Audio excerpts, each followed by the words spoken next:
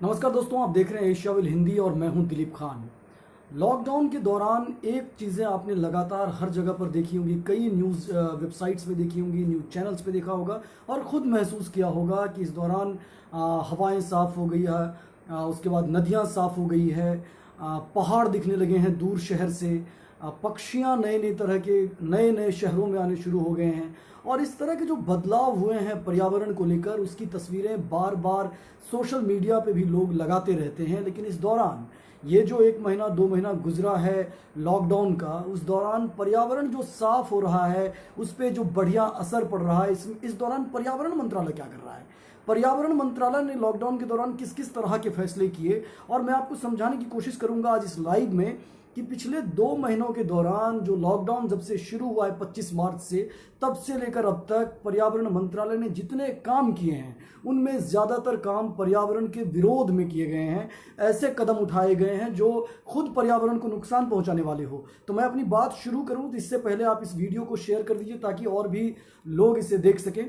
तो हम आपको एक ट्वीट से शुरू करते हैं। जो प्रकाश जावड़ेकर जो पर्यावरण मंत्री हैं, उन्होंने 7 अप्रैल को एक ट्वीट किया था और 2-3 ट्वीट किया था, उसमें से एक ट्वीट मैं आपको सुनाता हूं। उसमें उन्होंने दावा किया था कि जो सीमलेस इकोनॉमिक ग्रोथ है, यानी कि बहुत स्मूथ इकोनॉमिक ग्रोथ, आर्थिक तरक्की, उसको सुनिश्चित करने के लिए प्रकाश जावड़ेकर ने कई सारे कदम उठाए हैं। और उसमें ट्वीट में उन्होंने कहा कि जो कदम उठाए गए हैं उनमें उसके जरिए उसके बाद टूरिज्म यानी पर्यटन, इंफ्रास्ट्रक्चर, एम्प्लॉयमेंट और इकोनॉमिक ग्रोथ को मदद मिलेगी। उन्होंने अपने ट्वीट में खुशी जाहिर करते हुए कहा कि 11 राज्यों के जो प्रोजेक्ट आए हुए थे पर्यावरण मंत्रालय के पास पर्यावरण की मंजूरी के लिए, उनको मंजूरी दे दी गई है और इसके जरिए अब ये सारे कामों को आसानी मिलेगी, इंफ्रास्ट्रक्चर मजबूत होगा, पर्यटन बढ़ेंगे, रोजगार बढ़ेगा, इकोनॉमिक ग्रोथ होगी। अगर ये सब काम पर्यावरण मंत्रालय करने लगा तो ये जो टूरिज्म के लिए पूरा मंत्रालय है, टूरिज्म मंत्रालय, जो पर्यटन मंत्रालय है उसको वो क्या करेगा? जो रोजगार जनरेट करने के लिए जो वित्त मंत्रालय है या जो श्रम मंत्रालय है वो क्या करेगा? आर्थिक प्रगति के लिए जो वित्त मंत्रालय है वो क्या करेगा? उद्योग धंधों के लिए जो उद्योग मंत्रालय है वो क्या करेगा? इंफ्रास्ट्रक्चर के लिए जो कई मंत्रालय है, नितिन गडकरी का मंत्रालय, वो क्या करेंगे? तो जो काम जिस मंत्रालय का है, उद्योग का काम उद्योग मंत्रालय का है, उसको छोड़ के उन सारे कामों को पर्यावरण मंत्रालय द्वारा अंजाम देने के बाद पर्यावरण मंत्री खुशी जाहिर कर रहे हैं कि उन कामों को पर्यावरण की मंजूरी मिल गई है। जबकि पर्यावरण मंत्रालय का काम है पर्यावरण से जुड़ी हुई मंजूरियों को बहुत स्क्रूटनाइज करना, उसको ध्यान से देखना। अगर पर्यावरण के नॉर्म्स का उल्लंघन हो रहा है तो ऐसे प्रोजेक्ट्स को रोकना, यही पर्यावरण मंत्रालय का काम है।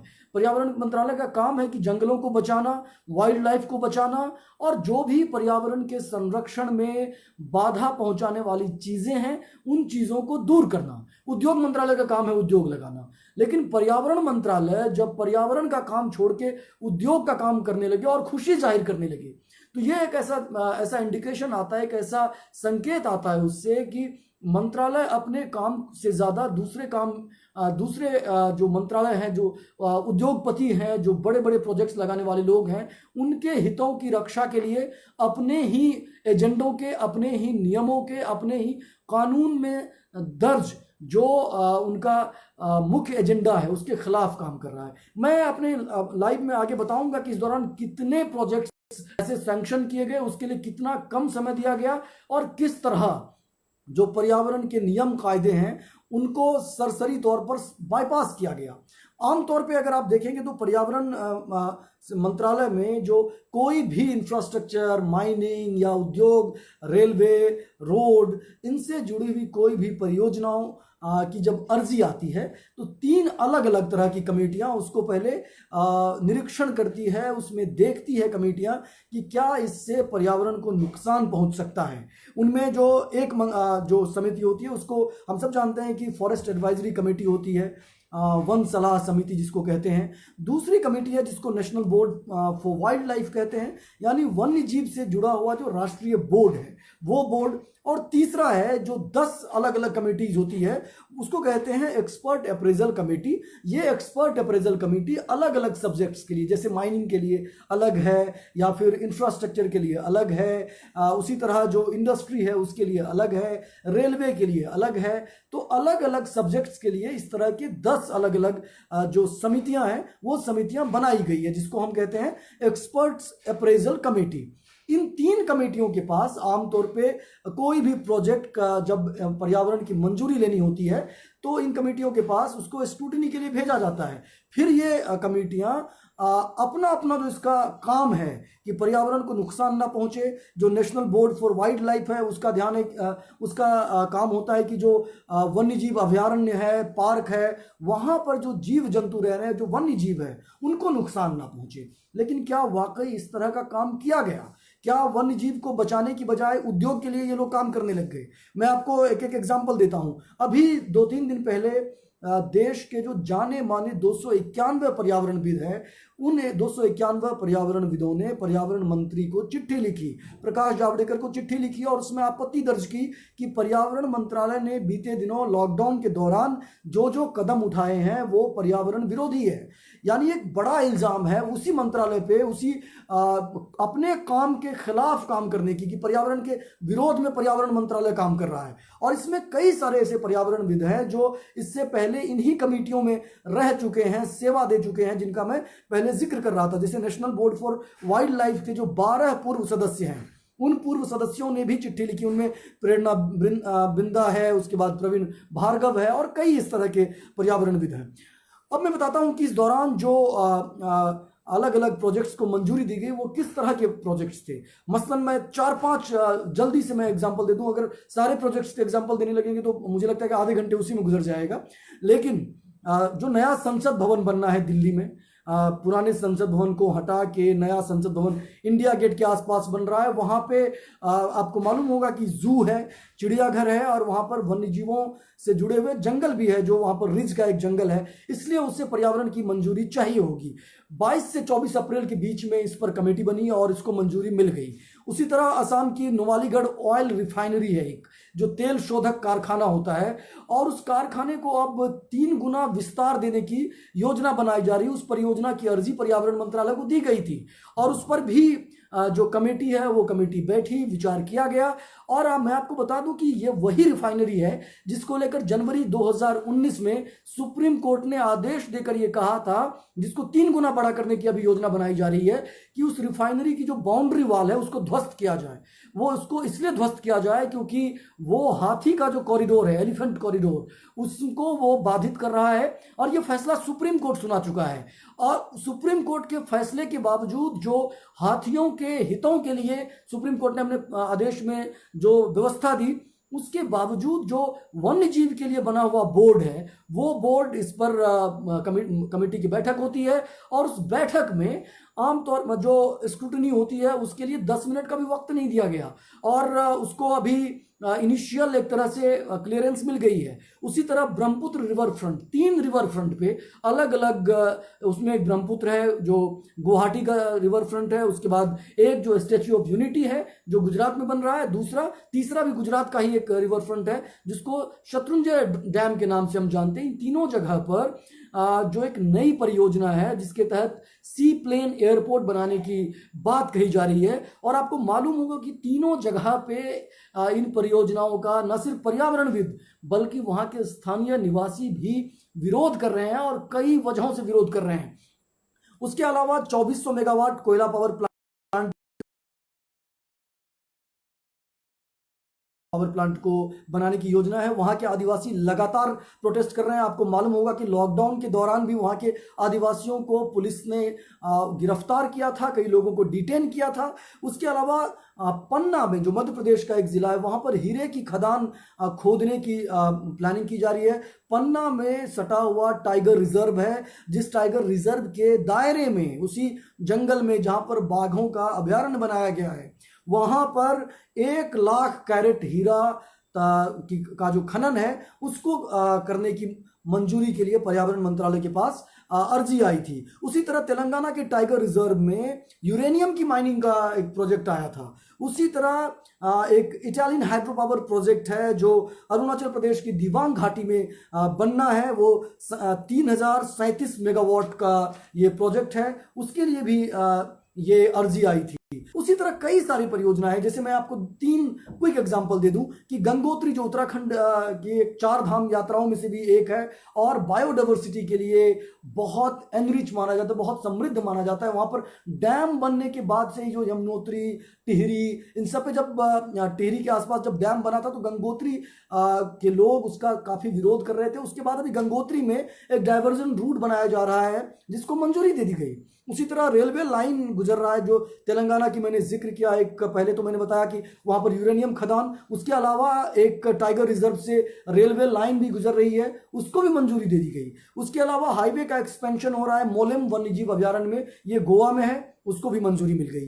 तो इस तरह से अगर आप देखेंगे तो जिन जिन प्रोजेक्ट्स को मंजूरी दी गई उन सारे प्रोजेक्ट्स में जो अलग अलग, मैं आपको अप्रैल का एग्जांपल दे रहा हूं, जो 15 अप्रैल और 7 अप्रैल को 2 बैठक हुई जिसको प्रकाश जावड़ेकर ने जिसकी अध्यक्षता की, और उस बैठक में क्या प्रॉब्लम थी मैं वो भी आपको आगे बताऊंगा। उस बैठक के मिनट्स में क्या कहा गया है और कैसे जो कानून को डाइल्यूट किया गया है पिछले 1 साल में, मैं उसकी भी बात करूंगा। लेकिन मैं पहले बता दूं कि इन 2 दिनों में लगभग 31 परियोजनाओं को लेकर बातचीत हुई। इन 31 में से 16 ऐसी परियोजनाएं थी जो या तो बाघ अभयारण्य, जो टाइगर रिजर्व होता है उनमें से, या जो इको सेंसिटिव जोन होते हैं उनमें से, या जो वाइल्ड लाइफ कॉरिडोर है उनमें से, या फिर जो अलग अलग तरह के इस तरह पर्यावरण से संवेदनशील इलाके होते हैं, उन इलाकों में इन परियोजनाओं को शुरू किया जाना था या एक्सपेंड किया जाना था। ये परियोजनाएं क्या है, जैसे हाईवे है, रेलवे है, माइनिंग है, कोयला खदान है।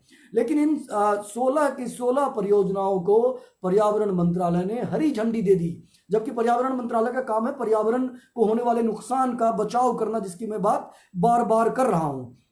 अब सवाल उठता है कि ये जो पर्यावरणविद की जिनकी मैंने शुरुआत में बात की, उन्होंने जो चिट्ठी लिखी है कि पर्यावरण मंत्रालय पर्यावरण के विरोध में काम कर रहा है, आपने कभी सुना है क्या, भारत में कभी सुना है क्या कि कोई उद्योग मंत्री आके खुशी से ये ट्वीट करे कि वो हाथी के कॉरिडोर के लिए उद्योग का काम ठप कर रहा है? क्या आपने कभी सुना है कि कोई रेल मंत्री ये ट्वीट करे कि यहां पर इको सेंसिटिव जोन है, मैं रेल का काम नहीं आगे बढ़ने दूंगा? आपने कभी ये सुना है क्या कि डिफेंस मिनिस्टर कभी ये ट्वीट करके कह रहा है कि जंगल में हम जो सेंसिटिव जोन है वहां पर हम डिफेंस की एक्टिविटी नहीं करेंगे क्योंकि वहां वन्य जीवों को खतरा हो सकता है, या कोई हम सड़क नहीं बनाएंगे क्योंकि कोई माइनिंग नहीं करेंगे, कोई हम खनन नहीं करेंगे क्योंकि वहां पर हो सकता है खास तरह की पक्षी विलुप्त हो जाए? ऐसा नहीं सुनने को मिलता। लेकिन पर्यावरण मंत्रालय इन सारी चीजों को लेकर बहुत टची है, बहुत संवेदनशील है। वो दूसरे मंत्रालय काम मैं आपको 2-3 एग्जांपल दूं कि ये जो बैठकें हुई, इन बैठकों के क्या मायने हैं। और मैंने शुरू में आपको बताया कि जो 3 कमेटियों का मैंने जिक्र किया, 3 अलग अलग बोर्ड्स का, तो उनमें जो ईएसी है, यानी जिनका मैंने शुरू में बात बताया कि एक्सपर्ट अप्रेजल कमेटी, आमतौर पे जो एक्सपर्ट अप्रेजल कमेटी की एक बैठक है वो पूरे दिन की बैठक होती है, क्योंकि उसमें एक परियोजनाओं को लेकर, मान लीजिए कि मेरी परियोजना, मैं एक उद्योगपति हूं, मैंने एक प्रोजेक्ट की रूपरेखा सरकार को सौंपी, मैंने सरकार को बताया कि ये प्रोजेक्ट है और हम इस तरह का काम करेंगे, इसके लिए हमें मंजूरी दीजिए, हम पर्यावरण को कम से कम नुकसान पहुंचाएंगे। उसके बाद उस बैठक में जो एक्सपर्ट लोग होते हैं वो आमतौर पर प्रोजेक्ट के जो दूसरा पक्ष है, जो स्थानीय लोग हैं, जो पर्यावरणविद है, जिनको उस पर आपत्ति है, उनका पक्ष सुनता है। उसमें जो एक्सपर्ट्स हैं उनमें एडिशनल डॉक्यूमेंट्स मंगवाता है और कम से कम एक बैठक 1 दिन की चलती है। लेकिन इसके लिए ये जो बैठक हुई है, इसके लिए कितने समय का एलोकेशन किया गया? पर बैठक, एक बैठक के लिए 2-2 घंटे का मात्र 2-2 घंटे का समय एलोकेट किया गया। और 2 घंटे में आपको जान के हैरत होगी कि उन 2 घंटों में कितने प्रोजेक्ट्स का निपटारा करना था। अगर आप वेबसाइट पे जाएंगे पर्यावरण मंत्रालय की, तो उस पर समय सूची बनी हुई है। 11 बजे, 11:10, 11:20, 11:30, 10-10 मिनट एक एक प्रोजेक्ट के लिए एलोकेट किया गया, आवंटित किया गया। आप सोचिए कि 10 मिनट में कोई प्रोजेक्ट जो शुरू करना चाहता है वो अपना प्रेजेंटेशन देगा, सरकार को समझाएगा कि ये परियोजनाएं हैं। सरकार में बैठे लोग जो एक्सपर्ट लोग हैं वो उस परियोजना को समझेंगे, स्क्रूटनी करेंगे, उस पर जो आपत्तियां हो सकती है उसको भी समझेंगे, उसका निपटारा करेंगे। उसके बाद पर्यावरण के जो नॉर्म्स है उसको खंगालेंगे, फिर उसके बाद मंजूरी देंगे। और ये सब हो रहा है 10 मिनट में। सरकार ने 10 मिनट का ही समय एलोकेट किया, और ऐसा एक प्रोजेक्ट के लिए नहीं बल्कि हर प्रोजेक्ट के लिए 10 मिनट का ही समय आवंटित किया गया। और ऐसे कम से कम 47 जो है उसका जो कोल माइनिंग की ईएसी की बैठक होती है उसके लिए भी अलग अलग बैठक हुई। अप्रैल में ईएसी की 9 बैठकें हुई। उसी तरह जो 9 बैठकें हुई उनमें से इंडस्ट्री, माइनिंग या इंफ्रास्ट्रक्चर से जुड़े हुए मामले थे। और उसी अप्रैल में एफएसी की 2 बैठक हुई जिसका मैं पहले जिक्र कर चुका हूं, एक 7 अप्रैल को, एक 15 अप्रैल को, जिसके बारे में खुशी जाहिर करते हुए पर्यावरण मंत्री ने ट्वीट किया था। और जो national board for wild life है उसकी बैठक सिर्फ एक बार हुई, और वो उसमें 34 प्रोजेक्ट को, जिसका मैंने शुरू में हवाला दिया, उस पर विचार किया गया। अब सवाल उठता है कि ये जो वाइल्ड लाइफ का मामला बनता है इस पे इसके नियम कायदे क्या है, और पर्यावरण मंत्रालय की तरफ से जो ये 10-10 मिनट में निपटाया जा रहा है इसमें नियमों का कहाँ उल्लंघन है। या आप कह सकते हैं कि हाँ ठीक है, 10 मिनट में ही कोई व्यक्ति बहुत समझदार हो सकता है, कंप्यूटर से ज्यादा तेज किसी का ब्रेन हो सकता है, और 10 मिनट में वो तमाम परियोजनाओं का अध्ययन करने के बाद मंजूरी दे सकता है। नियमों का कहाँ उल्लंघन है, ये एक इंपॉर्टेंट एस्पेक्ट है, एक बहुत महत्वपूर्ण पहलू है।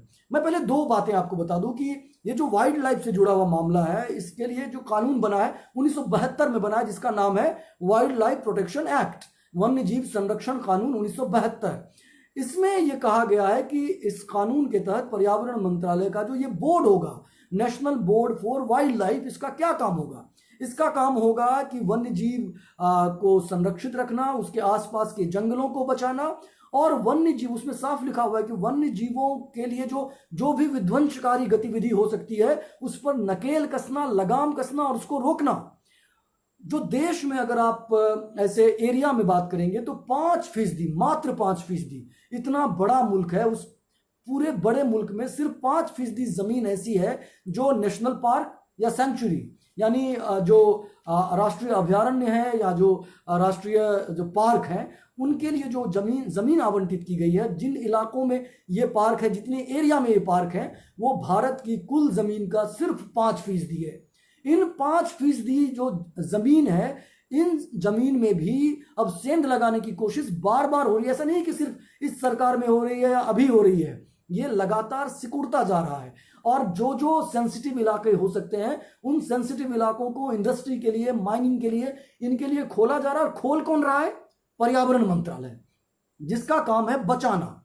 जैसे मैं आपको बताऊं कि इसी अप्रैल में जब लॉकडाउन के दौरान ये सब फैसले लिए जा रहे थे तो 3000 एकड़ जमीन जो इको सेंसिटिव जोन में आते थे उसको नई परियोजनाओं के लिए ट्रांसफर कर दिया गया, कुर्बान कर दिया गया। मैं आपको 2-3 एग्जांपल देता हूं कि जो NBWL है, जो national board for wild life है, उसकी अध्यक्षता आमतौर पे प्रधानमंत्री करते हैं। चाहे कोई भी प्रधानमंत्री बने, किसी भी पार्टी की सरकार बने, उसके डिफैक्टो चेयरपर्सन प्राइम मिनिस्टर होते हैं और वाइस चेयरपर्सन पर्यावरण मंत्री होते हैं। आपको जान के हैरत होगी कि लॉकडाउन के दौरान ताबड़तोड़, जिस दौरान देश के ज्यादातर दफ्तरों में ताला बंद है, उस लॉकडाउन के दौरान ताबड़तोड़ बैठकें हुई है और एक एक करके कई जो परियोजनाओं को मंजूरी दे दी गई। लेकिन आपको जान के हैरत होगी कि 6 साल के दौरान जब से नरेंद्र मोदी जो national board for wild life के अध्यक्ष हैं, 6 साल में एक बार भी उन्होंने बोर्ड की बैठक नहीं बुलाई। इससे पहले कांग्रेस के जमाने में, जो इससे ठीक पहले की सरकार थी, इसलिए यूपीए सरकार का मैं एग्जांपल दूंगा, जो इस बोर्ड से जुड़े हुए लोग हैं उनका कहना है, जैसे विश्वजीत मोहंती का कहना है, जो 2007 से लेकर 2013 तक इस बोर्ड के मेंबर थे, उनका कहना है कि ये बात ठीक है कि यूपीए के जमाने में भी जो बोर्ड के या पर्यावरणविद हैं उनकी जो आपत्तियां होती थी उन आपत्तियों को कई बार प्रधानमंत्री काउंटर करने की कोशिश करते थे और कई बार जो इंडस्ट्री के लिए पक्ष में प्राइम मिनिस्टर चाहते थे कि बोर्ड के लोग उस पक्ष में मंजूरी दे। लेकिन विश्वजीत मोहंती का कहना है कि यूपीए के जमाने में हर महीने इस बोर्ड की बैठक होती थी, लेकिन 6 साल गुजर गए, प्रधानमंत्री नरेंद्र मोदी ने इस बोर्ड की अब तक एक भी बैठक नहीं बुलाई है। सवाल यह उठता है कि जो लॉकडाउन के दौरान बैठक बुलाई गई, जो national board for wild life की बैठक थी, वो बैठक किसकी थी? वो बैठक जो बोर्ड कॉन्स्टिट्यूशनल बोर्ड है, जो कानूनी बोर्ड है, उस बोर्ड की बैठक नहीं थी। उसमें एक प्रावधान है उसी कानून में, जिस प्रावधान के तहत बोर्ड को स्टैंडिंग कमेटी गठित करने का अधिकार दिया गया है। ठीक उसी तरह जैसे पार्लियामेंट में स्थायी समितियां होती है, स्टैंडिंग कमेटी होती है, जब पार्लियामेंट फंक्शन नहीं करता, जब सेशन नहीं चल रहा होता है, तो स्टैंडिंग कमेटियां उन फैसलों को मंजूरी देती है या अध्ययन करती है जो काम पार्लियामेंट का होता है। तो जब 6 साल में ये बैठक प्रधानमंत्री नरेंद्र मोदी ने एक बार भी नहीं की, तो ये स्टैंडिंग कमेटियां स्टैंडिंग कमेटियों के जरिए इन सारी परियोजनाओं को मंजूरी देने का काम हो रहा है। अब फर्क क्या है स्टैंडिंग कमेटी में और जो फुल फ्लेजेड बोर्ड है, उसका फर्क क्या है? जो फुल फ्लेजेड बोर्ड है, जो आप कहें कि पूर्ण बोर्ड है, उसकी जो कैपेसिटी है, जो सदस्य हैं, वो 47 है, इसमें इंक्लूडिंग प्राइम मिनिस्टर भी है जो अध्यक्ष हैं। और ये जो बोर्ड है, जो स्टैंडिंग कमेटी है बोर्ड की, उसकी सदस्य संख्या उसके मुकाबले बहुत कम है। इस बोर्ड को डाइल्यूट करने की, कमजोर करने की कोशिश पिछले साल से शुरू हुई, जब इस बोर्ड में जो नॉन गवर्नमेंट, जो गैर सरकारी मेंबर हुआ करते थे, जिनकी संख्या पहले 15 हुआ करती थी, उनको पिछले साल 22 जुलाई 2019 को इन मेंबर्स की संख्या 15 से घटा के सरकार ने 3 कर दी। यानी जो सरकार के बाहर के लोग, जो एक्सपर्ट्स, तमाम इस तरह के पुराने जो है या जो वन्य जीव संरक्षण से जुड़े हुए लोग हैं, वो लोग जब आके पर्यावरण के पक्ष में जब अपनी बात रखते थे, ऐसे लोग पहले 15 हुआ करते थे। उन 15 लोगों को घटा के 3 किया गया और इन 3 लोगों को ये स्टैंडिंग कमेटी में शामिल करके इन सबको मंजूरी दे दी गई। अगर आप बैठक के आप मिनट्स पढ़ेंगे, जो बैठक में बातचीत हुई है, उसमें एक भी इशारा ऐसा नहीं है जिसमें पता चलता हो कि इन 3 लोगों ने, जो गैर सरकारी लोग हैं, इन लोगों ने एक भी आपत्ति जाहिर की हो। ऐसे में कई लोग आरोप लगा रहे हैं कि ये 3 लोग जो हैं, इनका पर्यावरण का तजुर्बा तो है, लेकिन सरकार के साथ मिले हुए हैं और सरकार के खिलाफ डिसेंट का जो मामला होता है, असहमति दर्ज करने का जो मामला होता है, वो साहस नहीं कर पा रहे, ऐसा कई लोगों का आरोप है। और ये जो अभी आप देखेंगे कि इस पूरे मामले में जो पर्यावरण मंत्रालय का रुख है और जिस तरह के फैसले लिए गए, जिसका मैंने बार बार हवाला दिया कि पर्यावरण मंत्री खुद जो अभी ट्वीट करके कई बार 2 तरह की तस्वीरें ट्वीट करते हैं। एक बार तो ये कहते हैं कि हमने वन्य जीव से जुड़े सीधे तौर पर नहीं कहते कि इलाके को ट्रांसफर कर दिया, लेकिन कहते कि मैं 11 राज्यों की परियोजना को मैंने मंजूरी दे दी। और वो परियोजनाएं किन किन इलाकों में थी, जैसा मैंने बताया, वो टाइगर रिजर्व में, वो इको सेंसिटिव जोन में, उन इलाकों को कुर्बान कर दे रहे हैं इंफ्रास्ट्रक्चर के नाम पर, रेलवे के नाम पर, इंडस्ट्री के नाम पर। दूसरी तरफ कई बार ट्वीट करके बताते हैं कि देखिए हवा कितनी साफ हो गई, देखिए गंगा कितनी साफ हो गई। गंगा साफ करने में या हवा साफ करने में इस दौरान, जो लॉकडाउन के दौरान ये सब सफाई हुई है, इसमें पर्यावरण मंत्रालय का कोई हाथ नहीं है। अभी लॉकडाउन के बाद जो डेटा सामने आया है, उसमें पता चलता है कि दिल्ली में, दिल्ली की हवा में, राजधानी में जो PM 2.5 जो पॉल्यूटेंट है, जो छोटे बारीक कण होते हैं, उन कणों की जो मात्रा है, उसमें 71% की कमी आ गई है। कई इस तरह की तस्वीरें हम लोग देख रहे हैं कि नवी मुंबई में जो समंदर है, उस समंदर के किनारे खास तरह की चिड़ियां आ गई और वो उन चिड़ियों की संख्या में 25% की बढ़ोतरी दर्ज हुई है और पहले के मुकाबले समंदर अब चिड़ियों से चहचहाने लगा है। ऐसी कई तस्वीरें देख रहे हैं। लेकिन पर्यावरण मंत्रालय का जो काम है, इन सब चीज़ों को सहेजना, संवर्धित करना, बचाना, संरक्षित करना, पर्यावरण मंत्रालय इन सब कामों को छोड़ के जो पर्यावरण को नष्ट करने वाले जो तौर तरीके होते हैं, जो एक्टिविटीज होती हैं, जिसका जिक्र वाइल्ड लाइफ प्रोटेक्शन एक्ट में किया गया है, जिनको रोकने की बात कही गई है, उन गतिविधियों को बढ़ावा देने के लिए सिंगल डोर, जिसको बार बार मोदी सरकार अपनी बड़ी कामयाबी बताती रहती है कि हम सिंगल विंडो क्लियरेंस देते हैं, यानी आप स्क्रूटिनी नहीं करेंगे, जांच नहीं करेंगे। आमतौर पे क्या होता था, क्लियरेंस का जो मामला होता है, जिसके बारे में सवाल कि आप ऐसे घर बैठे बैठे वीडियो कॉन्फ्रेंसिंग के जरिए कैसे क्लियरेंस दे देते हैं। आमतौर पे किसी भी परियोजना के लिए जो इन्वायरमेंटल क्लियरेंस होता है उसके लिए 2-3 कदम उठाए जाते हैं। पहला कदम ये होता है कि आप जो परियोजना जिनका है उसको सुनना, क्या क्या प्रोजेक्ट्स हैं। उसके बाद जो भी लोग एक्सपर्ट है अगर वो आपत्ति जता रहे हैं तो उनके डॉक्यूमेंट्स को देखना, उनको खंगालना। तीसरा काम होता है साइट विजिट करना, जहां पर प्रोजेक्ट लगना है उसको जाके फिजिकली वहां पर जाके देखना कि क्या ये इलाका, क्या ये जो जगह है, ये जगह क्या वाकई इससे जंगल को नुकसान होगा, इससे वन्यजीवों को नुकसान होगा, उसका अध्ययन करना। और चौथा कदम होता है जो पब्लिक हियरिंग होती है, उस इलाके में जो रहने वाले लोग होते हैं उनसे जन सुनवाई करना, उनसे उनकी आपत्तियां लेना, सुनना, उसको नोट करना बाकायदा। ऐसा नहीं है कि सुनना कोई ऑफिशियल डॉक्यूमेंटेशन नहीं होता है, उसका दस्तावेजीकरण करना। उसके बाद आके फिर से बैठक करना, और बैठक के बाद जो जो आपत्तियां हैं, अगर आपत्तियां गहरी है, तगड़ी है, तो ऐसे क्लियरेंस को नामंजूर करना। ये पर्यावरण मंत्रालय का काम है कि पर्यावरण को आप बचाइए। लेकिन लॉकडाउन के दौरान हुआ इसका उल्टा है, इसलिए जो 291 पर्यावरणविद है उन्होंने चिट्ठी लिखी है, और चिट्ठी लिख के पर्यावरण मंत्री को ये आगाह किया, ये आरोप लगाया है कि आप पर्यावरण विरोधी काम कर रहे हैं। वन्यजीव जो संरक्षण से जुड़े हुए लोग हैं वो आरोप लगा रहे हैं कि जो national board for wild life है, जो वन्यजीव से जुड़ा हुआ राष्ट्रीय बोर्ड है, वो खुद वन्यजीवों के खिलाफ काम कर रहा है। तो ये एक विकट स्थिति है। और भारत में अगर पर्यावरण को लेकर अभी कोरोना के बाद काफी चर्चा हो रही है, लॉकडाउन के बाद काफी चर्चा हो रही है, लेकिन ये जो पहलू है लॉकडाउन के दौरान जब आप लोग खुली हवा, समंदर, तारे देख रहे थे, इन सब के बीच में पर्यावरण मंत्रालय ने जो काम किया, उन कामों के बारे में मैंने आपको इस लाइव में बताने की कोशिश की कि कैसे वो पर्यावरण के जो बुनियादी सिद्धांत है उन सिद्धांतों से कॉम्प्रोमाइज था, कैसे जो कानून है, कानून में जो मैंडेट दिया गया है, उस मैंडेट को किस तरह 10 मिनट के समय में एक एक प्रोजेक्ट को एलोकेट करके 10-10 मिनट का समय दिया गया और सारे प्रोजेक्ट को हरी झंडी दे दी गई। उन प्रोजेक्ट्स पर जिसपे बाकायदा लोग प्रोटेस्ट कर रहे हैं, उन प्रोजेक्ट्स में जन सुनवाई करने की बजाय वीडियो कॉन्फ्रेंसिंग के जरिए सुन के जो डिजिटल डॉक्यूमेंट्स है उसको देख के मंजूरी दे दी गई।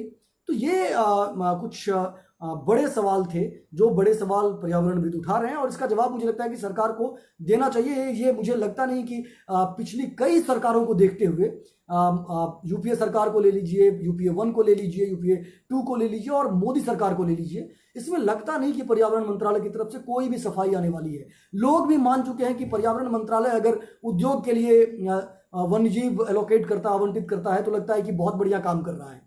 तो ये कुछ ऐसे सवाल थे जिसको मैं आज समझाने की कोशिश कर रहा था। अगर ये वीडियो आपको पसंद आया हो तो आप इसे शेयर कीजिएगा, और एशिया विल हिंदी के जो बाकी प्लेटफॉर्म्स है, ट्विटर है, यूट्यूब है, और जो इंस्टाग्राम है, या जो वेबसाइट है हमारी, उसको देखिए, पढ़िए, सब्सक्राइब कीजिए, लाइक कीजिए, शेयर कीजिए। और हर दिन की तरह आखिर में एक बात की, लॉकडाउन के दौरान आप क्या कर रहे हैं, इससे जुड़ा हुआ वीडियो इसी तरह जैसे मैं बात कर रहा हूँ 1 मिनट का बना के भेजिए, तो हम एशिया विल हिंदी के प्लेटफॉर्म पर उसे जगह देंगे।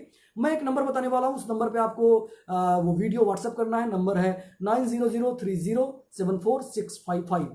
नमस्कार।